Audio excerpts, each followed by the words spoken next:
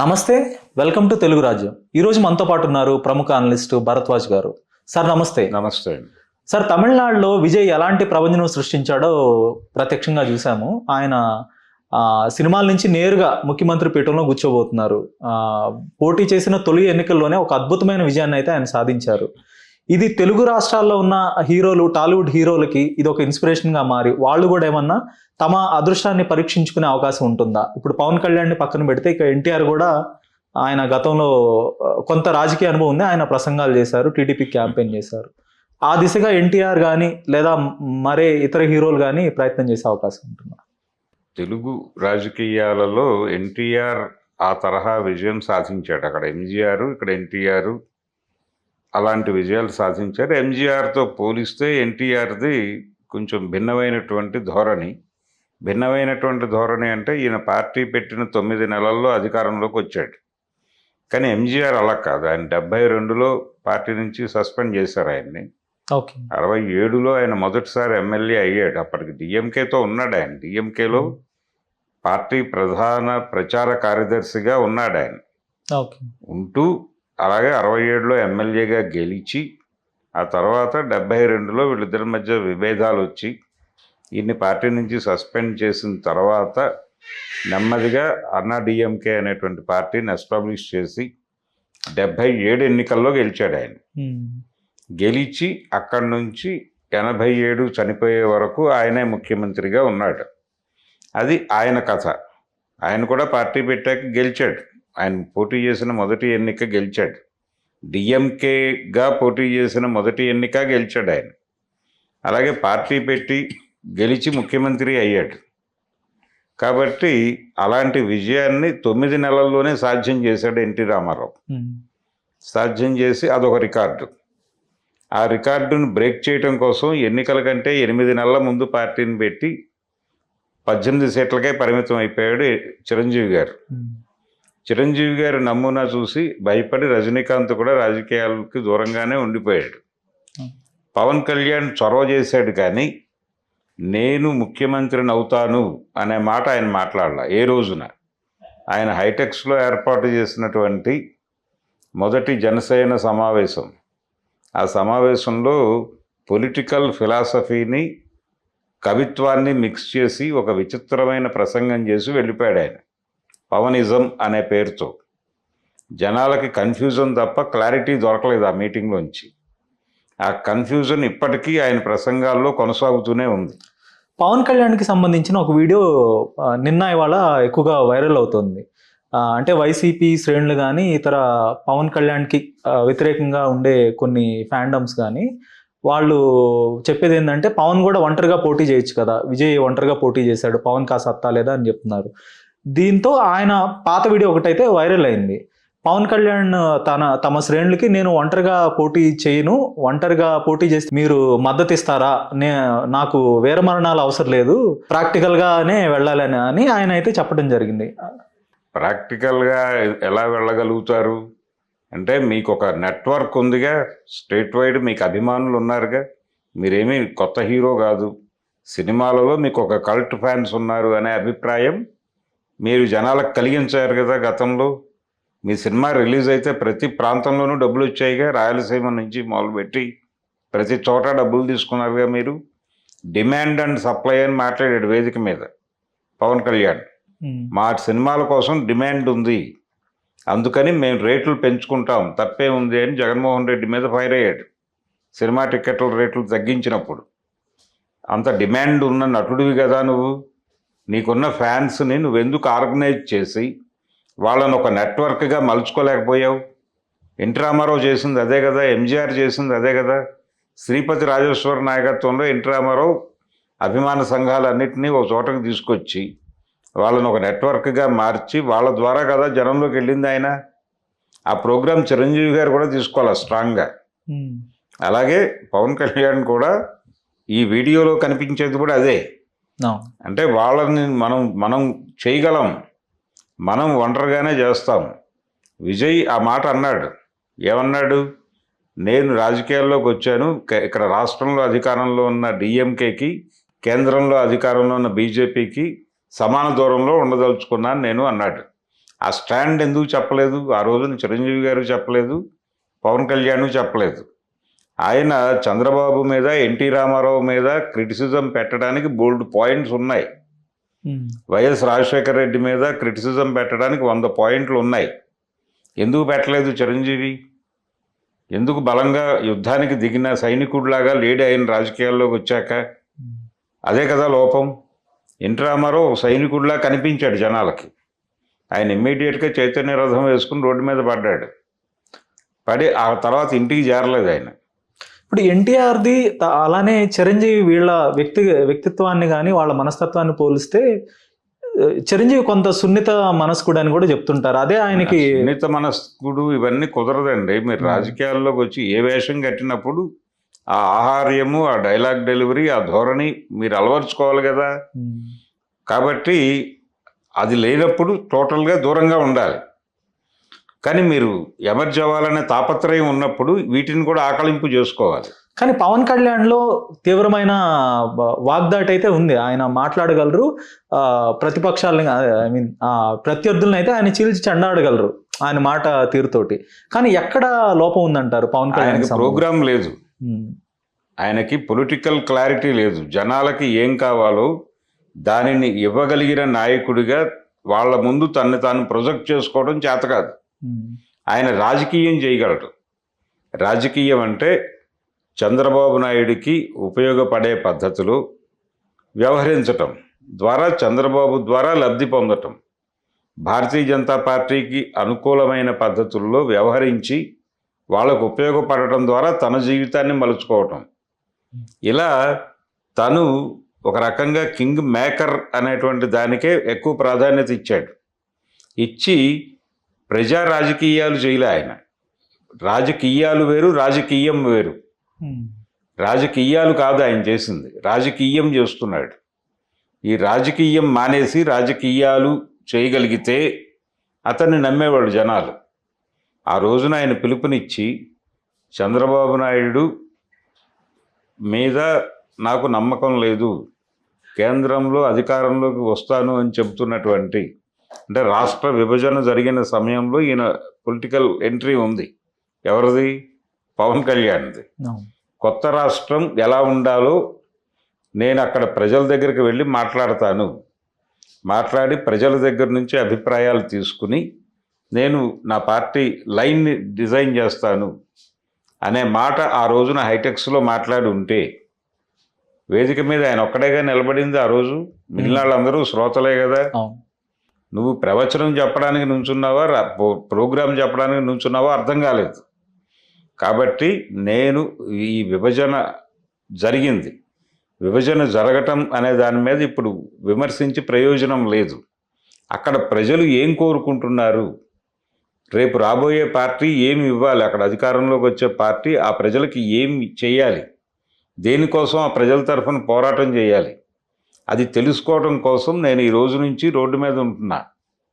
ఈ క్షణం నుంచి నేను వెళ్ళి ఆంధ్రప్రదేశ్లో ప్రతి ఊరు తిరుగుతా, ప్రతి పల్లె తిరుగుతా. ఆ ప్రజల నుంచి వచ్చినటువంటి అభిప్రాయాలను తీసుకుని వాటిని సార్ట్అవుట్ చేసి నేను ఒక లైన్ తీసుకుని నేనే పార్టీ నిర్మిస్తా, నేనే పోరాడతా ఎవరి మీదైనా సరే. చంద్రబాబు వీళ్ళందరినీ ఎవరిని నమ్మట్లేదు నేను, వీళ్ళందరూ దొంగలే. బీజేపీ దొంగే ఈ విభజనలో, కాంగ్రెస్ అంతకంటే దొంగ. వాళ్ళ స్వార్థ ప్రయోజనాల కోసం ముందు వాళ్ళకి ఏం కావాలో కనుక్కోవాలి కదా. కనుక్కుని వాళ్ళ దగ్గర నుంచి లిస్ట్ తీసుకుని ఇవన్నీ ఇస్తామని హామీ ఇచ్చి అప్పుడు కదా నువ్వు చేల్చాల్సింది. ఇవేవీ లేకుండా నువ్వు వన్ సైడెడ్గా నిర్ణయం తీసేసుకుంటే ఎలా కుదురుతుంది అని మాట్లాడా పవన్ కళ్యాణ్? లేదు కదా. ఆ మాట్లాడగలిగితే అప్పుడు జనసేన అనేది ఒక పార్టీగా ఎమర్జ్ అయ్యి ఈయన ఒక ఆల్టర్నేటివ్గా జనాలకు కనిపించేవాడు. నువ్వు ఆల్టర్నేటివ్గా కనిపించడం ముఖ్యం. ఆయన ఇప్పటికీ చెప్తుంది ఏంటంటే ఇంకొక 15 ఏళ్ళు చంద్రబాబు గారే ముఖ్యమంత్రిగా ఉండాలి, టీడీపీ అధికారంలో ఉండాలి, జగన్ అయితే అధికారం నుంచి దూరం పెట్టుకున్నావు. నువ్వు రాజకీయం చేయటం కోసం పార్టీ పెట్టుకున్నావు, నీ పర్సనల్ ప్రోగ్రామ్ అది. అంటే కేవలం జగన్ సెంట్రిక్ గా ఆయన రాజకీయాలు చేస్తున్నాడు అనుకోవచ్చు. అంటే జగన్ ని దూరం, అధికారం నుంచి దూరం పెట్టాలి, ఇదే టార్గెట్ గా. ఎందుకు టార్గెట్ చేస్తున్నాడు? జగన్ ఎందుకు టార్గెట్ చేస్తున్నాడు? జగన్ కి మధ్య ఒక వైరం ఉంది. ఆ వైరం ఏరియాలో ఈయన ఉపయోగపడతాడు. ఎవరికి ఉపయోగపడతాడు? చంద్రబాబుకు. బీజేపీకి జగన్కి వైరం లేదు. జగన్కి చంద్రబాబుకి వైరం ఉంది తప్ప బీజేపీతో వైరం లేదు జగన్కి. సో పవన్ కళ్యాణ్కి వ్యక్తిగతంగా జగన్ మీద ఏం లేదు, కేవలం చంద్రబాబుకు ఒక పావుగా ఉపయోగపడటానికి ఈ తరహా ఆ ఏరియా వరకు ఆయనకి ఉపయోగపడతాడు. ఈ సనాతన ధర్మము, ప్రవచనములు, గుళ్ళు వెళ్ళి మెట్లు కడగటము, విగ్రహాలను కడగటము, అదేమిటది ప్రాయశ్చిత్త దీక్షలు తీసుకోవటము, విచిత్రమైన గెటప్లు వేయటము, అదేదో భూత వైద్యుడి గెటప్లు వేసుకుని జనాల్ని భయపెట్టడం, ఈ విన్యాసాలన్నీ ఢిల్లీ ప్రభుత్వాన్ని మెప్పించడం కోసం, ఢిల్లీ దేవుడిని తనకు అనుకూలంగా మలుచుకోవడం కోసం ఈ డ్రామా చేస్తాడు ఒకవైపు. రెండో వైపు జగన్ని తిట్టి ఇతనితో మంచి అనిపించుకోవాలి. ఈ గోల తప్ప జనం సమస్యల గురించి నువ్వు ఏ రోజైనా జనంలోకి వెళ్ళి మాట్లాడేవా? ఇక పవన్ కళ్యాణ్ పక్కన పెడితే ఇక మరొక వ్యక్తి గురించి మాట్లాడుకోవాల్సింది జూనియర్ ఎన్టీఆర్. ఆయన రాజకీయ అరంగేట్రం చేస్తారు, ఎప్పటికైనా కూడా ఆయన రాజకీయాల్లోకి వస్తారు, వాళ్ళ తాత వారసత్వాన్ని ఆయన కొనసాగిస్తారు అనేది చాలా మందిలో ఉన్న ఒక అంచనా, అభిప్రాయం. సో ఎన్టీఆర్ ఆ దిశగా విజయ్ నుండి ఇన్స్పిరేషన్ పొంది ఎన్టీఆర్ ఆ దిశగా ఏమన్నా అడుగులు వేసే అవకాశం ఉంటుందా భవిష్యత్తులో? ఎన్టీఆర్ ప్రస్తుతం తన స్టార్డమ్ని నిలబెట్టుకునే యుద్ధం చేస్తున్నాడు. ప్రశాంత్ నీల్ సినిమా ద్వారా ఒక భారీ విజయం సాధించి పాన్ ఇండియా మార్కెట్లో తన స్థానాన్ని స్థిరపరుచుకునే యుద్ధంలో ఉన్నాడు ఆయన. అంటే వార్ 2 కొట్టిన దెబ్బ నుంచి ఆ గాయాలకి మలాం రాసుకునేటువంటి పనిలో బిజీగా ఉన్నాడు ఆయన. రెండోది, ఆయనకు ఒక ఇబ్బంది ఉంది. అమిత్ షా గారు ఆ మధ్య పిలిచి ఏదైనా సందర్భం వచ్చినప్పుడు భారతీయ జనతా పార్టీకి అనుకూలంగా రోడ్డు మీద మాట్లాడే పరిస్థితి ఉందా అని అడిగినప్పుడు ఆయన చెప్పిన సమాధానం ఏమిటి? మాకు ఆల్రెడీ మా కుటుంబంతో కనెక్ట్ అయినటువంటి ఒక పొలిటికల్ వ్యవస్థ ఉంది, తెలుగుదేశం పార్టీ. అది మీ కాంపౌండ్లోనే ఉంది. ఇప్పుడు నేను మీ తరఫున జెండా మోస్తే వాళ్ళు నా మీద దాడి చేసే ప్రమాదం ఉంది. చాలా స్పష్టంగా చాలా సందర్భాలలో జూనియర్ ఎన్టీఆర్ సినిమాలు ఫ్లాప్ చేయటానికి ఎన్టీఆర్ ట్రస్ట్ వేదికగానే కార్యక్రమాలు డిజైన్ అయినాయి. అది ఆయనకి తెలుసు. అంటే ఎన్టీఆర్ పాపులారిటీ తగ్గిపోతే ఆ భవిష్యత్తులో వాళ్ళకి ఒక థ్రెట్ లాగా ఎన్టీఆర్ పాపులారిటీ పెరిగితే అక్కడ లోకేష్కి ప్రమాదం. లోకేష్ని లీడర్గా ఎస్టాబ్లిష్ చేయాలంటే ఎన్టీఆర్ లోకేష్ని లీడర్గా ఎమర్జ్ చేయాలనే ప్రోగ్రాం మొదలైన తర్వాతే ఎన్టీఆర్ ట్రస్ట్కి జూనియర్ ఎన్టీఆర్కి మధ్య గ్యాప్ పెరుగుతూ వచ్చింది చాలా క్లియర్గా. అలాగే అతన్ని పిలవటం మానేశారు వీళ్ళు. అలాగే ఏ వేదిక మీద ఎన్టీఆర్ కనిపించలేదు ఆ తర్వాత. లోకేష్ని లీడర్గా ఎమర్జ్ చేస్తున్నాం అనే ఇండికేషన్ వచ్చిన రోజు నుంచి జూనియర్ ఎన్టీఆర్కి ఏ రకమైన పిలుపులు లేవు. చివరికి సీనియర్ ఎన్టీఆర్ శత జయంతి కార్యక్రమాలకు కూడా జూనియర్ ఎన్టీఆర్ కనిపించలా. ఆ లెవెల్లో దూరం పెట్టారు. ఆయన కూడా దూరంగా ఉండాలని అనుకున్నాడు. తను కూడా స్వయంగా దూరం పాటించాడు. కొన్ని ఇబ్బందులు కూడా పడ్డాడు అతను పర్సనల్ లెవెల్లో. ఇబ్బందులు ఎలా పడ్డాడు? ఎన్టీఆర్ హెల్త్ యూనివర్సిటీ పేరు వైఎస్ రాజశేఖర రెడ్డి పేరుగా మార్చిన రోజున ఆయన ఇచ్చిన స్పందన, ఆయన తెలియజేసిన నిరసన ప్రాపర్గా లేదు అని తెలుగుదేశం కేడరు మైక్ ముందుకొచ్చి జూనియర్ ఎన్టీఆర్ని తిట్టారు. ఆ వీడియోలు ఉన్నాయి ఇప్పటికీ యూట్యూబ్లో. సో దీంతో పాటు భువనేశ్వర్ గారి గురించి అసెంబ్లీలో చర్చ జరిగిన సందర్భంగా కూడా ఎన్టీఆర్ రియాక్షను అప్పటి పబ్లిక్ మూడ్కి అనుగుణంగా లేదు అని కూడా వాళ్ళు రోడ్డు మీదకి వచ్చి జూనియర్ ఎన్టీఆర్ మీద దాడి చేశారు. సో ఆ తర్వాత నుంచి ఆయన నోరు వెప్పుట కనిపించుట మానేశాడు. తన్ని తాను రహస్యంగా ఉంచుకుని ముందు సినిమా పరిశ్రమలో మనం ఏమిటి, మన స్థానం ఏమిటి అనేది ప్రూవ్ చేసుకున్న తర్వాత మాత్రమే రాజకీయాల గురించి ఆలోచించాలి ఒక అభిప్రాయంతో ఉన్నాడు ఆయన. అయితే ఇప్పుడు రామ్ చరణ్ ఉన్నాడు. రామ్ చరణ్కి ఆల్రెడీ పవన్ కళ్యాణ్ ఉన్నాడు అక్కడ. సో ఆయన ఆల్టర్నేటివ్ ఆలోచనలు చేసే అవకాశము లేదు. ఆయన ఆ మూడ్లోనూ లేడు, ఆయన గోల్లో ఆయన ఉన్నాడు. సో వీళ్ళెవరూ కూడా అభిమానుల్ని కూడా కాంక్రీట్గా ఉపయోగించుకునే పరిస్థితుల్లో లేరు. స్ట్రక్చర్ చేసుకోలేదు వీళ్ళు. అభిమానుల్ని నిర్మాణంలోకి తీసుకురాల. అలా నిర్మాణంలోకి తీసుకొచ్చిన హీరో ఒకడున్నాడు తెలుగులో, అతను అల్లు అర్జున్. అల్లు అర్జున్ తన అభిమానుల్ని ఒక నిర్మాణంలోకి తీసుకొచ్చాడు జాతీయ స్థాయిలో. వాళ్ళతో ఒక నెట్వర్క్ ఏర్పాటు చేశాడు. వాళ్ళతో ఎలా కమ్యూనికేట్ కావాలో ఒక సమావేశాలు నిర్వహించాడు. ఇలాంటి సమావేశాలు విజయ్ కూడా నిర్వహించాడు. ఏది రాజకీయాల్లోకి రావడానికన్నా చాలా ముందే ఆయన పొలిటికల్ పార్టీ అనౌన్స్ చేస్తాడనే వాసన పుట్టింది అక్కడి నుంచే. సో తమ అభిమాన గణాన్ని ఒక వ్యవస్థీకృతంగా చేయటంలో వీళ్ళిద్దరూ సక్సెస్ అయ్యారు. ఎవరిద్దరు? విజయ్ అండ్ అల్లు అర్జున్. సో ఇప్పుడు తెలుగులో ఒక పిలుపునిస్తే అల్లు అర్జున్ ఇమ్మీడియట్గా జనంలోకి తీసుకెళ్ళడానికి ఆయనకు ఒక నెట్వర్క్ ఉంది. ఆయనకు ఒక్కడికే ఉంది. చిరంజీవి గారు కూడా ఆ నెట్వర్క్ ఆర్గనైజ్ చేసే ప్రయత్నం చేశాడు. కాకపోతే అది రూటెడ్గా జరగలేదు. కానీ ఇక్కడ రూటెడ్గా వీళ్ళు ఆర్గనైజ్ అయ్యి ఉన్నారు. ఈయనకు ఒక నిర్మాణం ఉంది ముందే. సో ఇప్పుడు పొలిటికల్ డెసిషన్ తీసుకుని ఎన్డీఏకి వ్యతిరేకమైన స్టాండ్ తీసుకుని ఎన్డీఏ